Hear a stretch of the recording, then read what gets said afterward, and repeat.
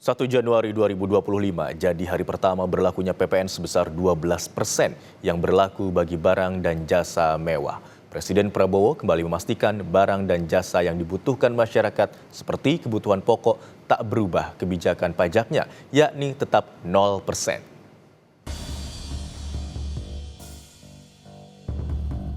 1 Januari 2025 jadi hari pertama berlakunya PPN sebesar 12% bagi barang dan jasa mewah. Walau mendapat banyak tanggapan dari masyarakat, pemerintah tetap menaikkan tarif PPN jadi 12% dengan ketentuan kenaikan PPN hanya berlaku bagi barang dan jasa mewah. Presiden Prabowo mencontohkan pesawat jet pribadi hingga rumah mewah dengan nilai di atas golongan menengah akan menjadi objek kenaikan PPN. Sementara, untuk barang dan jasa yang merupakan kebutuhan pokok masyarakat yang selama ini diberi tarif PPN 0% tetap masih berlaku. Hari ini, pemerintah memutuskan bahwa kenaikan tarif PPN dari 11% menjadi 12% hanya dikenakan terhadap barang dan jasa mewah, yaitu barang dan jasa tertentu yang selama ini sudah terkena PPN barang mewah yang dikonsumsi oleh golongan masyarakat berada, masyarakat mampu. Untuk barang dan jasa yang dibutuhkan oleh masyarakat banyak, yang tetap diberi pembebasan PPN, yaitu tarif 0%, antara lain kebutuhan pokok, beras, daging, ikan, telur, sayur, susu segar, jasa pendidikan, jasa kesehatan, jasa angkutan umum, rumah sederhana, air minum.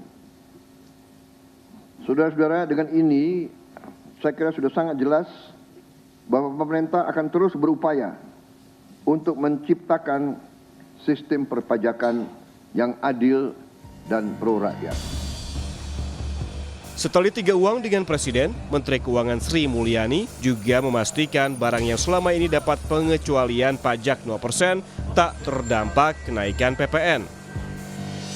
Beras, jagung, kedelai, buah-buahan, sayur-sayuran, ubi jalar, ubi kayu, gula, ternak dan hasilnya, susu segar, unggas, layanan kesehatan medis pemerintah dan swasta, kemudian jasa keuangan, dana pensiun, jasa keuangan lain seperti pembiayaan, anjak piutang, kartu kredit, asuransi kerugian, asuransi jiwa, reasuransi, semuanya tetap mendapatkan fasilitas PPN 0%, tidak membayar PPN. Sedangkan seluruh barang jasa yang lain yang selama ini 11% tetap 11%, tidak ada atau tidak terkena kenaikan 12%. Guna memberikan bantalan perlindungan ekonomi imbas kenaikan PPN, pemerintah menyiapkan stimulus dengan nilai sebesar 38,6 triliun rupiah. Bantuan ini antara lain berupa beras yang akan dibagikan untuk 16 juta penerima bantuan pangan, yakni 10 kg per bulan. Juga ada diskon 50% bagi pelanggan listrik dengan daya maksimal 2.200 volt dan pembiayaan industri padat karya. Pemerintah telah berkomitmen memberi paket stimulus. Nilai stimulus itu adalah 38,6 triliun. Seperti yang pernah diumumkan sebelumnya.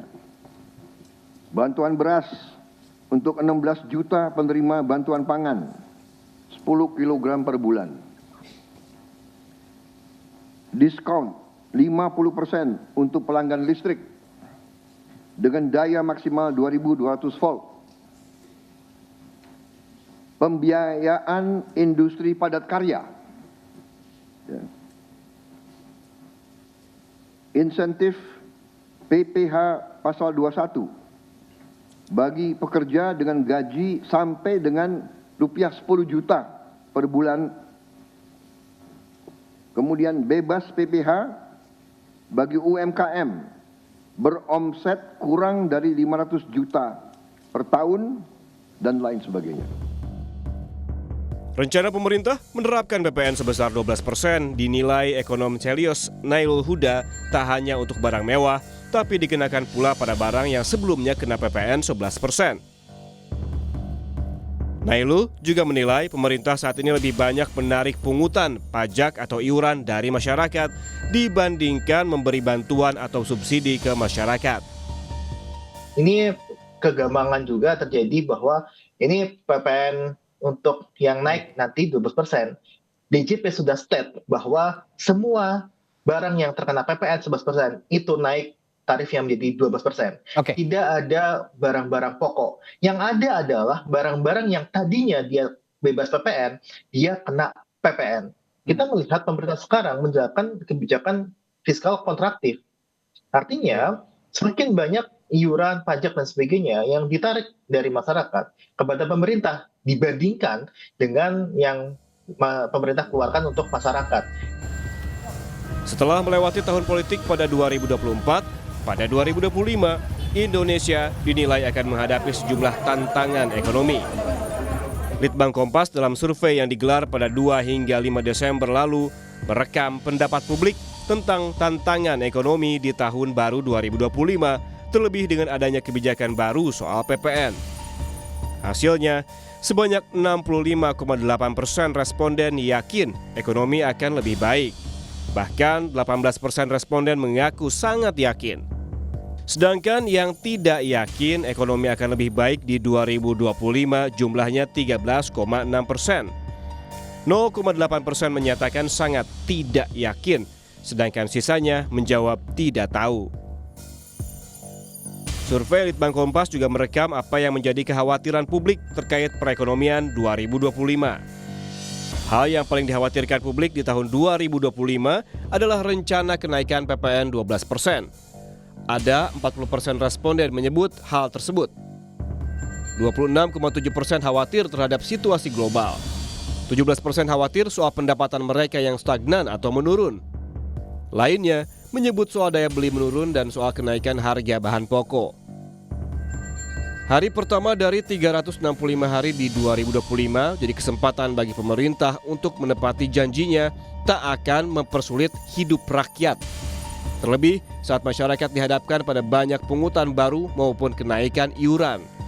Tak hanya PPN, tapi juga iuran tapera, iuran dana pensiun, dan kenaikan iuran BPJS. Tim Liputan, Kompas TV.